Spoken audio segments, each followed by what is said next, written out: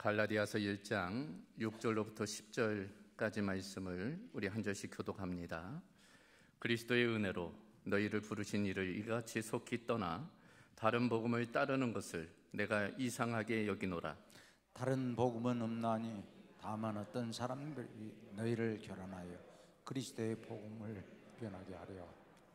그러나 우리나 혹은 하늘로부터 온 천사라도 우리가 너희에게 전한 복음 외에 다른 복음을 전하면 저주를 받을지어다.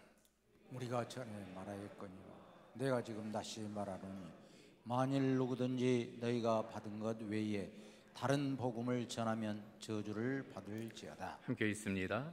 이제 내가 사람들에게 좋게 하랴, 하나님께 좋게 하랴, 사람들에게 기쁨을 구하랴. 내가 지금까지 사람들의 기쁨을 구하였다면 그리스도의 종이 아니니라. 아멘. 아멘. 자, 오늘 10월 마지막 주일, 종교개혁 주일 맞아 함께 읽은 갈라디아서 1장 6절로 10절 말씀 통해서 다른 복음은 없나니 라는 제목으로 함께 말씀 나누겠습니다. 자, 오늘은 종교개혁 기념 주일이죠. 이제 종교개혁이라는 것이 중세 카톨릭의 타락으로 시작이 되었죠. 1500년 기간 동안 교회가 이제 타락하게 돼요. 이제 천주교가 타락하게 되는 것입니다. 이제 면죄부 등의 이제 타락의 면모가 이제 드러나게 되는 거예요. 바로 그거에 대한 반발로 일어나는 것이 바로 이제 종교 개혁이었던 것입니다. 그 중심에 많은 신학자들이 있었어요. 그 중에 빼놓을 수 없는 것이 바로 마틴 루터입니다. 원래 천주교 수사였지요. 그랬던 그가 복음을 다시금 깨닫고 오직 의인은 믿음으로 말미암아 살리라 라는 말씀을 근거로 이제 종교 개혁을 일으키게 된 것입니다. 그래서 특별히 이 마틴 루터가 1517년 10월 31일에 비텐베르크 성당에 소위 95개 조항의 반박문을 이제 붙이게 되는 거예요. 그래서 종교개혁 주일은 바로 그 날을 기념하게 됩니다. 그래서 매년 10월 마지막 주일을 종교개혁 기념 주일로 지키게 되고 올해는 바로 오늘 10월 27일이 되겠고 이제 종교개혁 507주년 기념 주일이 되는 것입니다. 자, 이와 같은 종교개혁의 모토가 있어요. 아드 폰테스입니다. 바로 본질로 돌아가자, 이제 근원으로 돌아가자, 이제 그런 의미예요. 잘못된 관행과 관습 또 비본질적인 것으로부터 이제 본질로 돌아가자, 이제 하나님께로 돌아가자, 그런 의미가 있는 것입니다. 그 중심에 이제 본질로 돌아가기 위해서 루터가 주창한 것이 세 가지가 있어요. 소위 솔라로 시작하는 세 가지 솔라입니다. 오직 성경, 솔라 스크립투라, 오직 믿음, 솔라 피데, 오직 은행, 솔라 그라티아. 그래서 종교개혁의 3대 강령이 이 세 가지가 됩니다. 그런데 여기에 이제 종교개혁가 칼빈이 두 가지를 더 덧붙이게 되죠.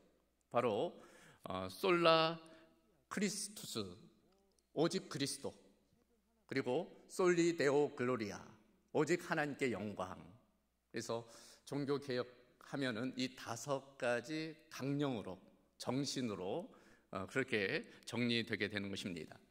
종합해보면 오직 믿음, 오직 성경, 오직 은혜, 오직 그리스도, 오직 하나님께 영광을 통해서 다시금 아드 폰테스, 이제 본질로 돌아가자는 거예요. 근원으로 돌아가자는 것입니다.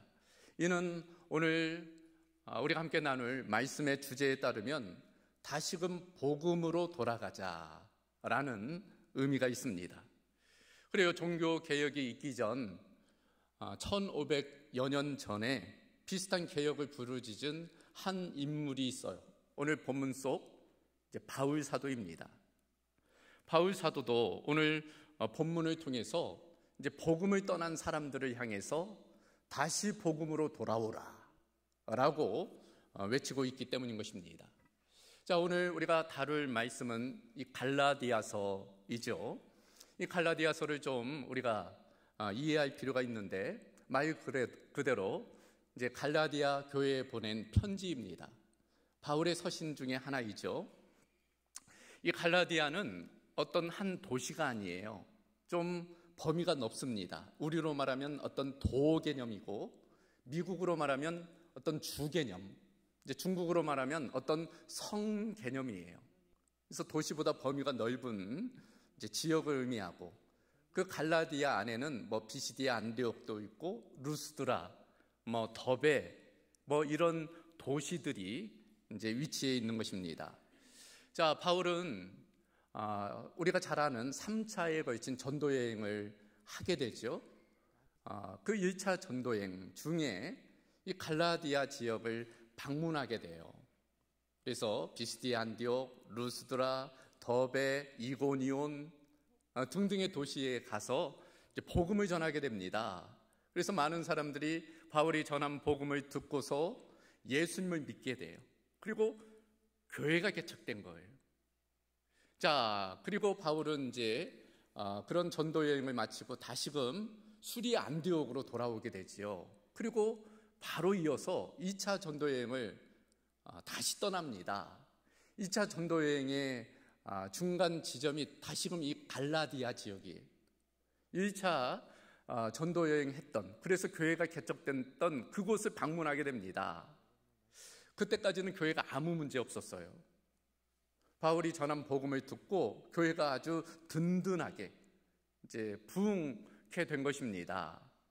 그리고 그 지역을 지나 이제 고린도라는 이제 지역에 오게 된 거예요. 그곳에서 이제 복음을 전한 것입니다. 전도를 한 거예요. 그런데 어떤 소식이 갈라디아 지역에서 들어오게 된 거죠. 교회가 난리가 났다는 거예요. 교회가 문제가 생겼다는 것입니다. 교회가 사분오열됐다는 거예요. 무슨 문제인데, 소위 율법주의자, 이제 거짓 교사들, 유대주의자들이 교회에 들어왔다는 거예요. 그래서 바울이 전한 복음만 가지고는 안 된다는 것, 소위 예수님을 믿는 것만으로는 구원받을 수 없다는 것입니다. 그래서 율법도 지켜야 되고, 특별히 할례를 행해야 된다. 그래서 교회가 지금 사분오열됐다는 거예요. 갈라지게 되었다는 것입니다. 큰 문제가 되었다는 거예요.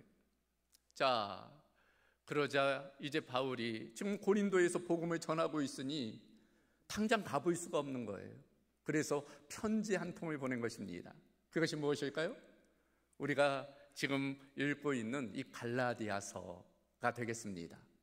그래서 그 내용을 보면 1장 1절 이하에 이 갈라디아 교회 성도들을 향한 안부, 인사를 묻는 양 많은 양 하고 바로 본론으로 들어가요.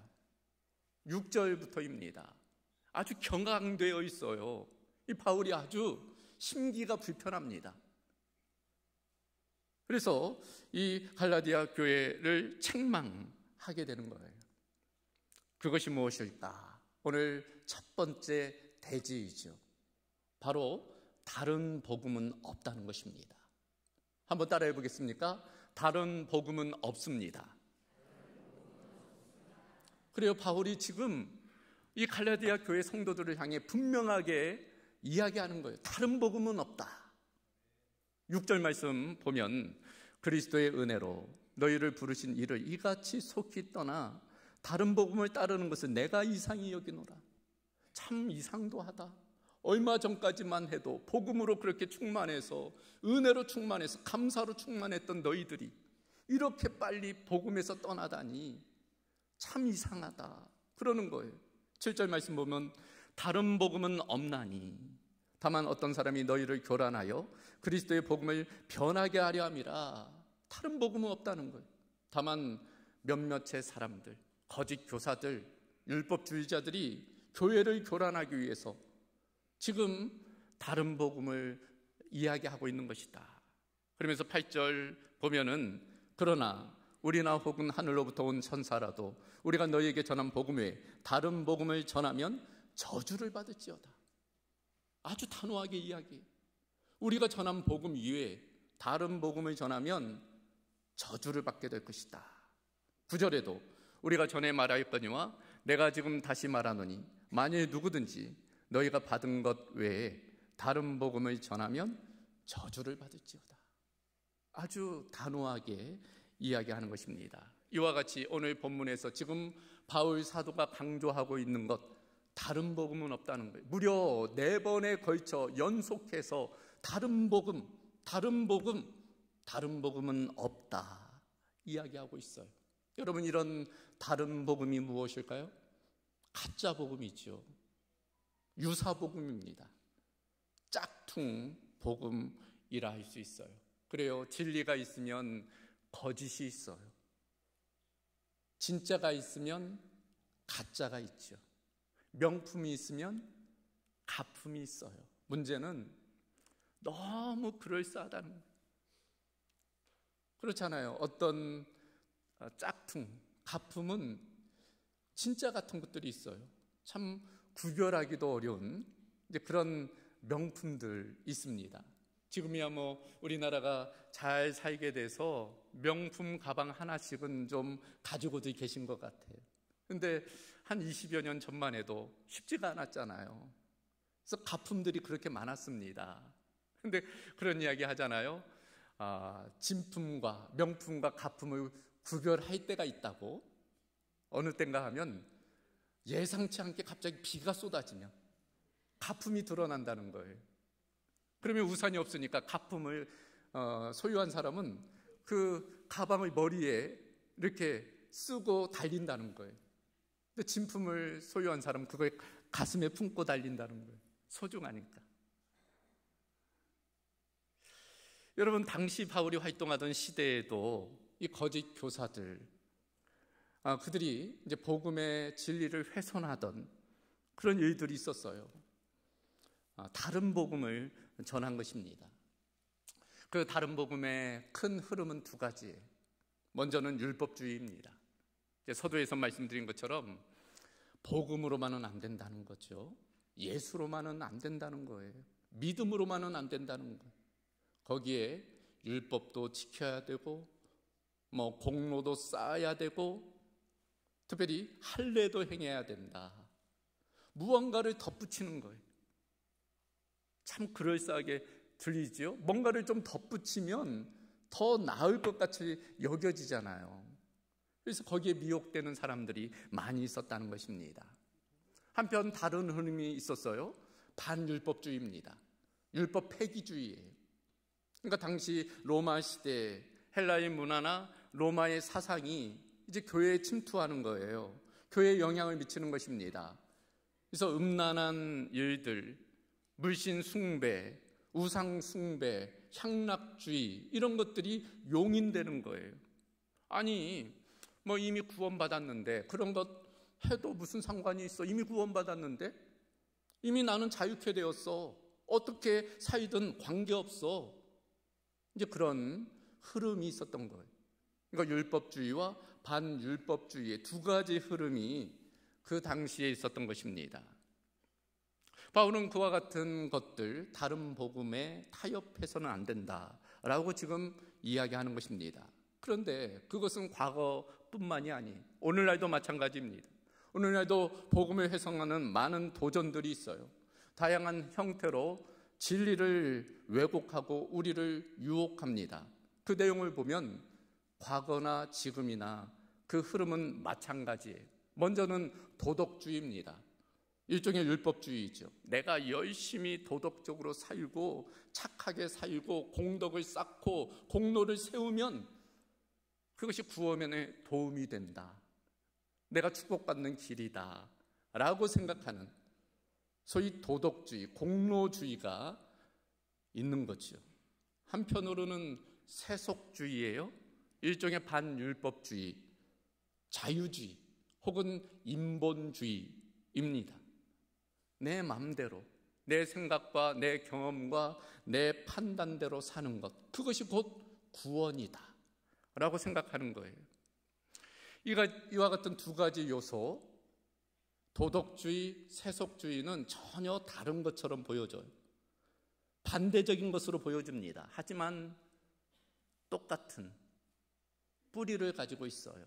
그래서 어떤 신학자는 이란성 쌍둥이다 라고 표현을 합니다. 그러니까 똑같은 DNA를 가지고 있다는 거예요. 그 중심에는 자기가 있는 거예요.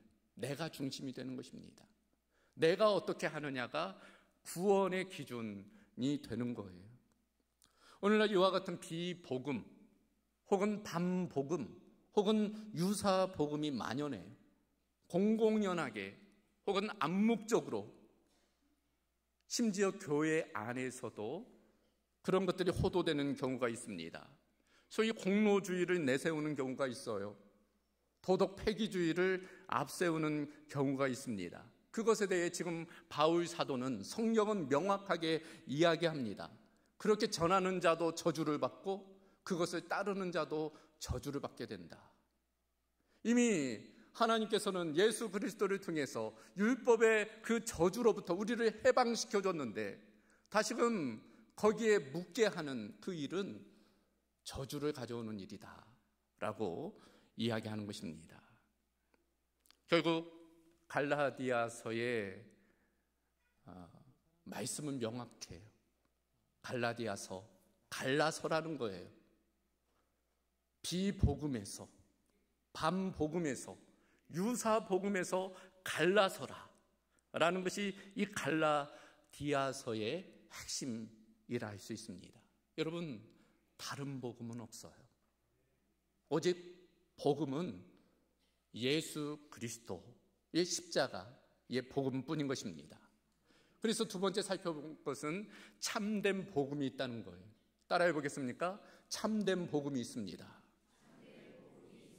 바울은 오늘 명확하게 이야기합니다. 우리가 전한 복음, 그것만이 참된 복음이다. 그 복음이 무엇일까요? 십자가의 복음이 예수 그리스도의 복음입니다.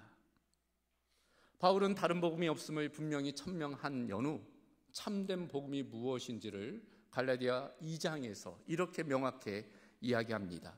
사람이 의롭게 되는 것은 율법의 행위로 말미암음이 아니요 오직 예수 그리스도를 믿음으로 말미암는 줄 알므로 우리도 그리스도 예수를 믿나니 이는 우리가 율법의 행위로서가 아니고 그리스도를 믿음으로써 의롭다함을 얻으려 함이라.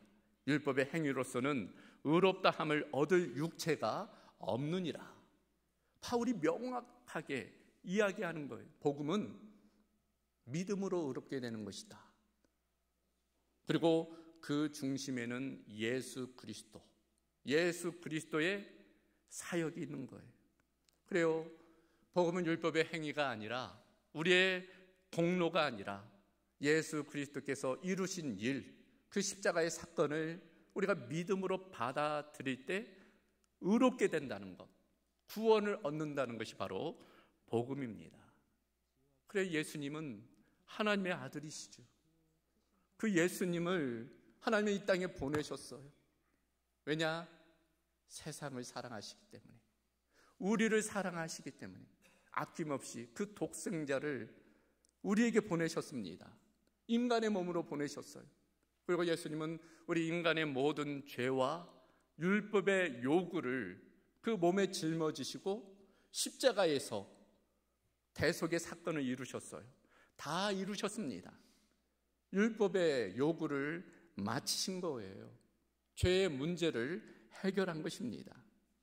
복음은 바로 그 예수님의 십자가의 사건을 우리가 믿음으로 받아들일 때 주어지는 하나님의 선물, 하나님의 은혜에 관한 것입니다. 그러므로 복음은 율법주의의 길 혹은 세속주의의 길이 아닌 제3의 길을 우리에게 말씀하고 있어요. 바로 예수님을 통한 길입니다. 그래서 예수님은 내가 곧 길이요, 내가 곧 진리요, 내가 곧 생명이니 나로 말미암지 않고는 아버지께로 올 자가 없다.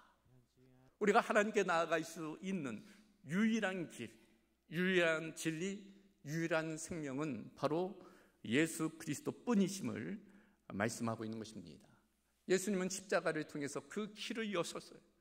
막힌 담을 무너뜨리셨습니다.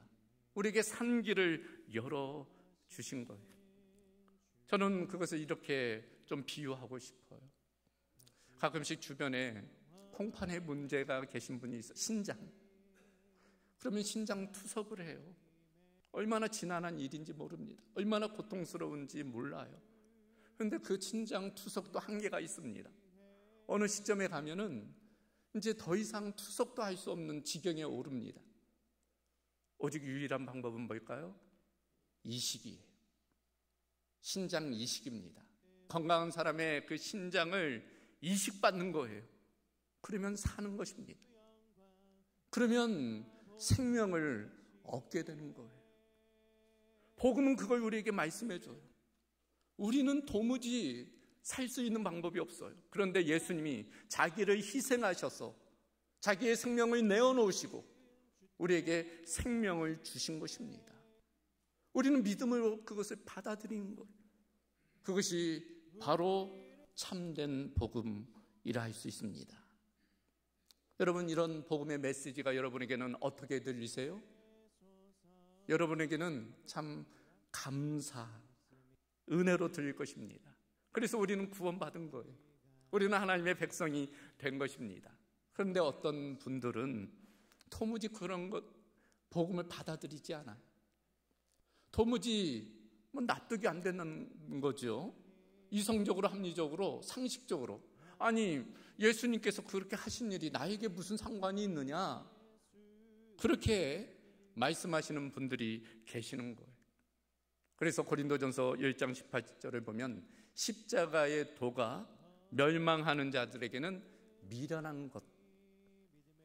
그러니까 멸망하는 자들에게는 그 예수님의 십자가 사건이 참 미련한 것처럼 보여진다는 거예요. 들려진다는 거예요. 고린도전서 1장 23절에도 우리는 십자가에 못 박힌 그리스도를 전하니 유대인에게는 꺼리끼는 것이요 이방인에게는 미련한 것이라. 그러니까 그런 십자가의 사건, 복음의 사건을 받아들이지 않는 사람들이 있다는 것입니다. 하지만 구원받는다는 것은 무엇이에요? 고린도전서 1장 23절 말씀처럼 오직 부르심을 받은 자들에게는 유대인이나 헬라인에게나 그리스도는 하나님의 능력이요 하나님의 지혜라. 그 십자가의 사건을 은혜의 사건으로, 하나님의 지혜의 사건으로 받아들이는 것입니다. 그런 측면에서 구원은 은혜예요. 우리의 믿음도 은혜인 것입니다. 그런 측면에서 우리에게 구원의 은혜, 믿음을 주신 우리 하나님께 감사의 박수 올려드리겠습니다.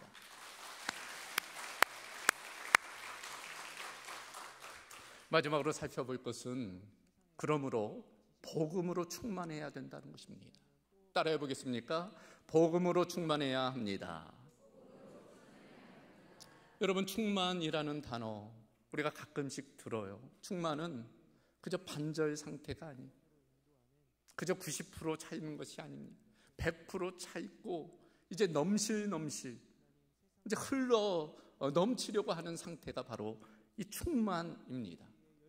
우리는 복음으로 충만해야 돼요. 복음으로 충만한다는 것은 다른 말로 하면은 예수님으로 충만한 거예요. 또 성령으로 충만한 것입니다. 예수님이 약속하셨잖아요. 내가 떠나면 다른 보혜사 성령을 너희에게 보내겠다. 그래서 우리는 복음으로 충만할 때, 성령으로 충만할 때 이제 갈라디아서 후반부에 나와 있는 것처럼 성령의 법에 따라 성령의 열매를 이제 맺히며 살아가게 되는 거예요. 그때부터는 율법이 우리를 옥죄는 것이 아니에요.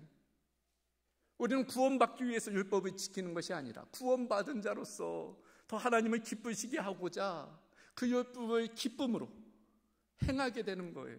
하나님의 계명을 감사함으로 따르게 되는 것입니다. 성령의 열매를 맺히고 예수님의 성품을 닮아가게 되는 것입니다. 그래요, 우리는 예수님으로 인해 새 생명을 얻은 자입니다. 이미 예수 생명이 우리 가운데 있어요. 예수님의 생명의 복음이 우리 가운데 역사되는 것입니다. 중요한 것은 그 예수 생명의 능력이 더 충만하도록 우리 자신을 주님께 내어드리는 거예요. 우리의 삶을 주님께 맡겨드리는 것입니다. 그럴 때 주님께서 우리를 인도하시고 역사해 주시는 것입니다. 그래서 바울 사도는 이 갈라디아서를 마무리하면서 편지 마무리 6장에서 이렇게 이야기합니다. 이후로는 누구든지 나를 괴롭게 하지 말라. 내가 내 몸에 예수의 흔적을 지니고 있노라. 여기 보면 예수의 흔적이라는 단어가 나오죠. 흔적, 스티그마입니다.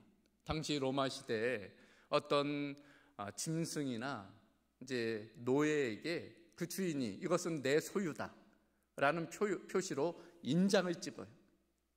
불로 달궈진 그 쇠 인장을 찍는 것입니다. 그걸 보면 이건 누구의 소유인지가 드러나는 거예요. 지금 바울이 그걸 이야기하는 것입니다. 자신은 바로 예수의 흔적이 있다는 거예요. 자기가 예수의 소유라는 것을 분명히 이야기하는 것입니다. 성경학자들은 이 스티그마가 무엇일까? 원문에 따르면 스티그마타, 흔적들이라고 되어져 있거든요. 과연 이 바울의 자기 몸에 예수의 흔적들이 있다고 고백하고 있는데 그 흔적들이 무엇일까? 많은 성경학자들은 그게 아마도 복음을 전하다가 핍박받은 흔적, 때로는 채찍에 맞고 때로는 돌에 맞고 그랬던 상흔들이 몸에 지금 새겨져 있는데 바울이 그걸 이야기하고 있지 않는가, 그런 이야기들을 합니다. 그러나 단지 그것이 고난의 흔적일까? 바울에게 있어서는 그게 바로 은혜의 흔적이죠. 하나님께서 주신 은혜에 대한 그 고백의 흔적이라 할 수 있는 것입니다. 그런 측면에서 우리도 예수로 충만할 때, 복음으로 충만할 때 우리의 삶 가운데 바로 그 고백의 흔적이 새겨질 줄로 믿습니다. 우리가 하나님 앞에 설 때 하나님께서 그 흔적들을 보시는 거예요. 우리 안에 새겨진 예수님의 흔적, 복음의 흔적, 그 흔적, 그 은혜의 흔적을 보게 되는 것입니다. 그런 측면에서 우리가 그런 마음으로 복음으로 충만한 삶을 살아가야 될 줄로 믿습니다. 말씀을 정리합니다. 여러분, 오늘은 종교개혁 주일이죠. 많은 사람들이 한국 교회가 개혁되어야 된다 이야기를 해요. 그런데 정작 자기는 빼고 개혁을 이야기할 때가 많이 있습니다. 여러분, 개혁은 다른 사람, 사회, 조직 물론 해야 되겠지만 그 시발점은 나 자신, 나로부터 개혁이 되어야 돼요. 변화가 되어야 됩니다. 돌이킴이 있어야 돼요. 그러므로 지금 바울이 갈라디아 교회를 향해 외친 이 권면은 오늘을 살아가는 우리를 향한 권면이라 할 수 있어요. 나에게 주시는 말씀으로 받아야 됩니다.